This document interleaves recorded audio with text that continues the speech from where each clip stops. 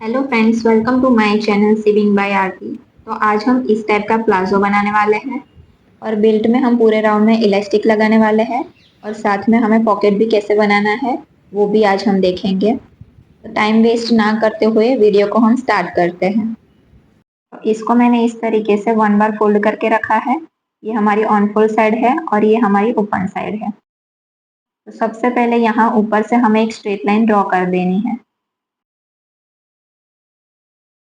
तो straight line draw हो जाने के बाद यहाँ से हमें 2 इंच पे बेल्ट फोल्डिंग के लिए इस तरीके से मार्क करना है। तो इसी तरीके से 2 इंच पे मार्क कर देंगे और उसके बाद मार्किंग को ध्यान में रखते हुए स्ट्रेट लाइन ड्रॉ कर देनी है। स्ट्रेट लाइन ड्रॉ हो जाने के बाद यहाँ से हमें लेंथ का मार्किंग करना है। तो जितनी भी हमारी लेंथ है वो हमें यहाँ पर मार्क कर देनी है। तो मेरी लेंथ है 36 इंच, तो मैं यहाँ से इस तरीके से 36 इंच पे मार्क करूँगी। सेम ऐसे ही 36 इंच पे इस तरीके से मार्क कर देंगे और उसके बाद मार्किंग को ध्यान में रखते हुए स्ट्रेट लाइन ड्रॉ कर देनी है। उसके बाद यहाँ नीचे की साइड हमें 1.5 इंच पे मार्क करना है बॉटम की पट्टी को फोल्ड करने के लिए। तो इस तरीके से 1.5 इंच पे मार्क कर देंगे और मार्किंग को ध्यान में रखते हुए स्ट्रेट लाइन ड्रॉ कर देंगे। और बॉटम की पट्टी आप कितने इंच की फोल्ड करना चाहते हो वो आपके अकॉर्डिंग यहाँ पर मार्किंग कर सकते हो। मैंने यहाँ पर 1.5 इंच पे मार्क किया है। अभी यहाँ से जितनी भी आपकी हीप है उसको डिवाइड आपको 4 करना है और जितना भी आ रहा है वो यहाँ से आपको मार्क करना है। तो मेरी हीप है यहाँ पर 37 इंच, उसको डिवाइड मैंने 4 किया तो मुझे यहाँ पर मिल रहा है 9.25। तो यहाँ से मैं 9.25 इंच पे मार्क कर दूंगी और उसके बाद यहाँ से हमें मार्जिन और लूजिंग का ऐड करके 1.5 इंच पे मार्क करना है। और ये 1.5 इंच पे मार्क करना सब साइज के लिए फिक्स है। जो भी हमने मार्क किया है उसको हमें इस तरीके से ऊपर की तरफ मिला देना है ऐसे स्ट्रेट। अभी जो भी हमने यहाँ तक मार्क किया था वो हमें चेक करना है कि वो हमारा कितने इंच आ रहा है। तो मेरा यहाँ पर आ रहा है 10.75। तो जितना भी आ रहा है उसमें से हमें हाफ इंच कम करके यहाँ नीचे की तरफ हमें क्रॉस पॉइंट की लेंथ का मार्किंग करना है। तो हम हाफ इंच माइनस करेंगे तो मेरा यहाँ पर आएगा 10.25 इंच। तो यहाँ से मैं 10.25 इंच पे इस तरीके से मार्क कर दूंगी और मार्किंग को ध्यान में रखते हुए इस तरीके से स्ट्रेट लाइन ड्रॉ कर देनी है। तो स्ट्रेट लाइन ड्रॉ हो जाने के बाद यहाँ से हमें बाहर की तरफ ऐसे लाइन ड्रॉ कर देनी है। अभी यहाँ से हमें क्रॉस पॉइंट की गोलाई देने के लिए एक मार्क करना है। तो हम यहाँ पर 2.5 इंच पे मार्क करेंगे और अगर आपकी हैवी साइज है तो आपको यहाँ पर 2.75 से 3 इंच तक मार्क कर सकते हो। मैंने यहाँ पर 2.5 इंच पे मार्क कर दिया।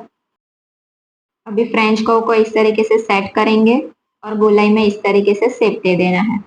अभी यहाँ से जो भी हमने क्रॉस पॉइंट की लेंथ का मार्किंग किया था उतना ही हमें यहाँ अंदर की साइड मार्क करना है। तो क्रॉस पॉइंट की लेंथ है 10.25, तो यहाँ पर भी मैं 10.25 इंच पे मार्क करूंगी। और ये मार्क कर देने के बाद अभी यहाँ से हमें जो भी हमने बाहर की साइड 2.5 इंच पे मार्क किया है वहां तक मेजर टेप को इस तरीके से रखना है और उसका हमें सेंटर लेना है और सेंटर पे एक मार्क कर देना है। उसके बाद जो भी हमने ये सेंटर पे मार्क किया है वहां तक हमें चेक करना है कि हमारा मार्किंग कितने इंच आ रहा है। मेरा यहाँ पर आ रहा है 6.5 इंच। तो सेम उतना ही यहाँ बॉटम में हमें 6.5 इंच पे मार्क कर देना है। अभी ये वाला प्लाजो हमारा स्ट्रेट प्लाजो है, तो स्ट्रेट प्लाजो में हम बॉटम की लूजिंग रखेंगे 10 इंच। तो 10 इंच का हमें पहले हाफ करना है, तो हमें मिलेगा 5 इंच। अब जो भी 5 इंच मिला है उसमें हमें हाफ इंच स्टिचिंग मार्जिन का ऐड करना है और सेंटर से हमें 5.5 इंच पे इस तरीके से मार्क कर देना है। सेम ऐसे ही यहाँ दूसरी साइड भी 5.5 इंच पे मार्क कर देंगे। अभी नीचे बॉटम वाला मार्किंग और ऊपर वाले मार्किंग को मिलाते हुए स्केल को ऐसे रखना है और लाइन ड्रॉ कर देनी है। सेम ऐसे ही यहाँ दूसरे साइड जो भी हमने मार्क किया है वो वाले मार्किंग को ऊपर की तरफ मिलाएंगे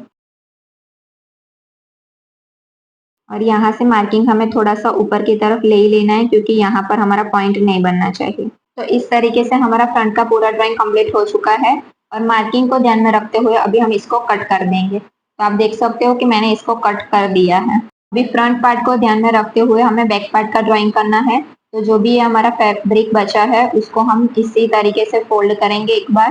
तो फैब्रिक को मैंने फोल्ड कर दिया है एक बार और उसके ऊपर मैंने फ्रंट वाले पार्ट को रख दिया है। अभी इसी को ध्यान में रखते हुए हमें बैक पार्ट का ड्राइंग करना है। अभी यहाँ से हमें मार्जिन का बिल्कुल भी नहीं छोड़ना है, जो भी हमारा फ्रंट पार्ट है उसी को ध्यान में रखते हुए यहाँ से लाइन ड्रॉ करेंगे। बॉटम में भी सेम उतना ही हमें रखना है, सिर्फ यहाँ पर क्रॉस पॉइंट जो भी हमारा है ना वहां पर हमें मार्क करना है। तो ऐसे लाइन को मैं इस तरफ आगे की तरफ खींच लूंगी और उसके बाद यहाँ से हमने जो भी 2.5 इंच पे मार्क किया था उसमें हमें सिर्फ 0.25 माइनस करके यहाँ बैक वाले क्रॉच को मार्क करना है। तो यहाँ पर हमारा 2.5 इंच था, उसमें से मैंने 0.25 माइनस किया, तो मुझे यहाँ से 2.25 इंच में मार्क कर देना है। अभी यहाँ से जो भी हमारा फ्रंट वाला पार्ट है उसके बाहर से हमें 2 इंच पे मार्क करना है और यहाँ से 2 इंच पे मार्क करना सब साइज के लिए फिक्स है। अभी यही मार्किंग को ध्यान में रखते हुए हमें स्ट्रेट लाइन ऊपर तक ड्रॉ कर देनी है। उसके बाद फ्रेंच कर्व को इस तरीके से सेट करेंगे और क्रॉस पॉइंट की गोलाई का हमें शेप दे देना है। अभी यहाँ तक हमारा फ्रंट पार्ट का क्रॉच है। अभी बैक पार्ट का क्रॉच हमें एक्स्ट्रा लेना है 1.5 इंच। तो जो भी हमारा फ्रंट पार्ट है उससे हमें बैक पार्ट के लिए ऊपर की तरफ 1.5 इंच पे मार्क करेंगे और अगर आपकी हैवी साइज है तो आपको ऊपर की तरफ 2 इंच या तो फिर 2.5 इंच पे मार्क करना है। अभी जो भी हमने यहाँ पर 1.5 इंच पे मार्क किया है वो वाले मार्किंग को इस तरीके से क्रॉस जो भी हमारा फ्रंट का अंदर की साइड मार्किंग है वहां तक मिलाएंगे और लाइन को ड्रॉ कर देंगे। अभी ये वाले पॉइंट को हमें नीचे बॉटम तक मिलाना है, तो उसके लिए पहले हमें यहाँ से 1 इंच पे मार्क कर देना है। ऐसे 1 इंच पे मार्क कर देंगे एंड उसके बाद हमें जो भी हमारी स्केल है उसको लेना है और इस स्केल की मदद से हमें सिर्फ यहाँ तक मार्क करना है और शेप दे देना है। उसके बाद जो भी हमारी स्ट्रेट स्केल है उसको हमें यूज करना है और नीचे तक लाइन को ड्रॉ कर देना है। तो इसी तरीके से बैक पार्ट का ड्राइंग भी हमारा हो चुका है और सारे मार्किंग को ध्यान में रखते हुए अभी हमें बैक पार्ट का भी कटिंग कर लेना है। तो इसी तरीके से फ्रंट और बैक दोनों पार्ट का हमारा कटिंग हो चुका है। अभी इसको हम साइड में रखेंगे और पॉकेट का कटिंग करना है। तो जो भी हमारे एक्स्ट्रा फैब्रिक है उसको हमें इस तरीके से डबल फोल्ड करना है और उसके बाद अपने हाथ को इस तरीके से रख दें और उसके बाद अपने हाथ से 1 इंच की दूरी पर इस तरीके से मार्क करना है। अभी जो भी हमने मार्क किया है वहां से बाहर की तरफ हमें 0.75 या तो फिर हाफ इंच जितना रखना है स्टिचिंग मार्जिन का और फिर वापस से इस तरीके से शेप दे देना है और उसके बाद जो भी हमने मार्किंग किया है उसको हमें कट कर देना है। तो इसी तरीके से आपको पॉकेट को कट कर लेना है। अभी इसको मेन फैब्रिक में अटैच कैसे करना है वो सब कुछ भी अभी हम देखेंगे, लेकिन उससे पहले हमें क्रॉस पॉइंट में स्टिच लगानी है। तो दोनों पार्ट को सीधा अंदर की तरफ रख के स्टिच लगा देंगे। ऐसे फ्रंट और बैक दोनों के क्रॉस पॉइंट में स्टिच लगा के रेडी रखेंगे। तो क्रॉस पॉइंट में स्टिच लग जाने के बाद हमें फ्रंट वाले पार्ट को लेना है और जो भी हमने यहाँ ऊपर की तरफ बेल फोल्डिंग के लिए 2 इंच पे मार्क किया है उसके नीचे से हमें 1.5 इंच पे पहले मार्क करना है। जो भी हमने 1.5 इंच मार्क किया है वहां से हमें पॉकेट को इस तरीके से रखना है और पॉकेट की सीधी साइड को हमें प्लाजो की तरफ रखनी है।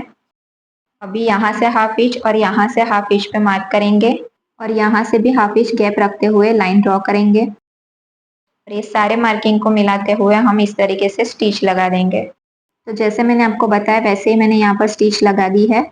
अभी जो भी हमने स्टिच लगाई है वहां से इस तरीके से क्रॉस कट लगा देना है। सेम ऐसे ही यहाँ दूसरी साइड भी क्रॉस में कट लगा देना है। कट लगा देने के बाद पॉकेट को इस तरीके से पीछे की तरफ फोल्ड करना है। फोल्ड कर देने के बाद यहाँ पर हमें धार पर एक स्टिच लगा देनी है और इसके ऊपर प्रेस लगा देनी है हमें। अभी हमें बैक वाले पार्ट को लेना है और जो भी हमने यहाँ पर 2 इंच बेल्ट फोल्ड के लिए रखा है वहां पर 2 इंच पे मार्क करेंगे। उसके बाद 1.5 इंच पे मार्क करना है। उसके बाद पॉकेट को हमें यहाँ पर रखना है। अभी पॉकेट लगाते समय हमें इस बात का ध्यान रखना है कि फ्रंट पार्ट में हमने जिस साइड पॉकेट को अटैच किया है उससे ऑपोजिट साइड में हमें बैक वाले पार्ट में पॉकेट को अटैच करना है। अभी यहाँ पर पॉकेट को हम इस तरीके से रखेंगे और यहाँ पर हाफ इंच पे मार्क करेंगे। सेम उसी तरीके से यहाँ पर भी हाफ इंच पे मार्क करना है और यहाँ से स्ट्रेट लाइन ड्रॉ कर देनी है। अभी जो भी हमने मार्क किया है उसी मार्किंग को फॉलो करते हुए हमें स्टिच लगा देनी है। तो मैंने यहाँ पर स्टिच लगा दी है और दोनों साइड इस तरीके से कट्स भी लगा दिए हैं। अभी पॉकेट को पलटी करके पीछे की तरफ जाने देंगे।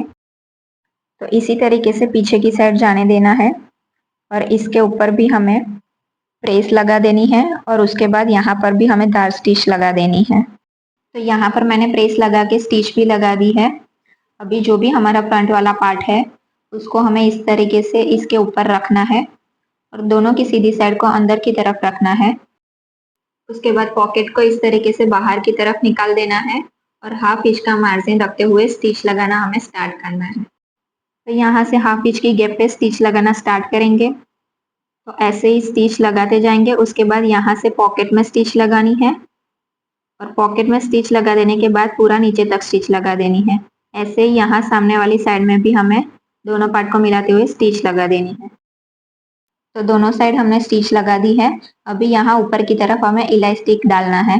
तो उसके लिए हमें क्या करना है, जो भी हमने 2 इंच का मार्जिन रखा था वो मार्जिन को इस तरीके से अंदर की साइड फोल्ड करना है और अंदर की साइड फोल्ड करते हुए पहले प्रेस लगा देनी है, ताकि आप जब भी स्टिच लगाओ तो स्टिच लगाते समय आपको कोई प्रॉब्लम ना आए। तो मैंने यहाँ पर 2 इंच का मार्जिन रखते हुए प्रेस लगा के इसको ऐसे फोल्ड कर दिया है।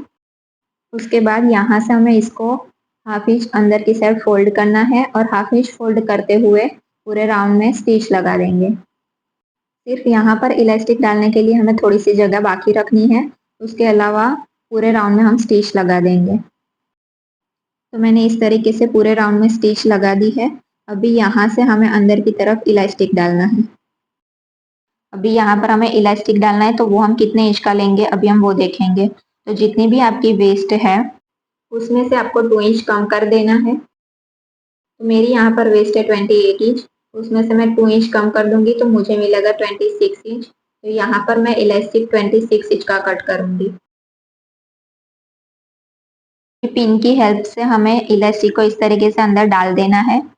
अभी इलास्टिक को इस तरीके से बाहर की तरफ निकालेंगे और इसके ऊपर स्टिच लगा के इसको फिक्स कर देना है। तो ऐसे 5 से 6 बार हमें स्टिच लगा देनी है और इसको फिक्स कर लेना है। तो देखो कि इस तरीके से मैंने इलास्टिक पे स्टिच लगा दी है। अभी इसको हमें ऐसे अंदर की तरफ जाने देना है और यहाँ से जितनी भी हमारी स्टिच ओपन थी उसके ऊपर हमें स्टिच लगा देनी है। तो यहाँ पर मैंने स्टिच लगा के इसको फिक्स कर लिया है। अब ये स्टिच लग जाने के बाद यहाँ सेंटर में भी हमें एक स्टिच लगा देनी है। तो इलास्टिक को हमें इस तरीके से खींचना है और फिर यहाँ पर सेंटर में हमें स्टिच लगानी है। तो इसी तरीके से हम इलास्टिक को खींचते जाएंगे और सेंटर में स्टिच लगाते जाएंगे। तो ऐसे आपको पूरे राउंड में सेंटर में स्टिच लगा देनी है। तो देखो कि मैंने इस तरीके से सेंटर में स्टिच लगा दी है। सेंटर में स्टिच लगाने से इलास्टिक हमारा अंदर की तरफ फोल्ड नहीं होता है और फिक्स हो जाता है। अभी नीचे की तरफ बॉटम को हमें फोल्ड करना है। तो बॉटम के लिए हमने 1.5 इंच जितना एक्स्ट्रा रखा था, तो उतना ही ध्यान में रखते हुए हम इस तरीके से फोल्ड करेंगे और हाफ इंच इस तरीके से अंदर की तरफ जाने देना है और यहाँ से स्टिच लगाना स्टार्ट करेंगे। ऐसे बॉटम में दोनों पार्ट में स्टिच लगा के रेडी रखेंगे। तो आप देख सकते हो कि बॉटम को भी हमने इस तरीके से फोल्ड करके स्टिच लगा दी है और उसके बाद यहाँ सेंटर में भी हमें इस तरीके से डबल स्टिच लगा देनी है। तो इसी तरीके से हमारा पूरा प्लाजो बनकर रेडी हो गया है। और आपको मेरा वीडियो अच्छा लगा हो तो लाइक करें, शेयर करें एंड कमेंट करके ज़रूर बताएं कि वीडियो आपको कैसा लगा। एंड अगर कोई भी आपको डाउट है तो आप मुझे कमेंट करके पूछ सकते हो। एंड ऐसे ही हमारे वीडियोस देखने के लिए चैनल को सब्सक्राइब ज़रूर कर दीजिए। Thanks for watching.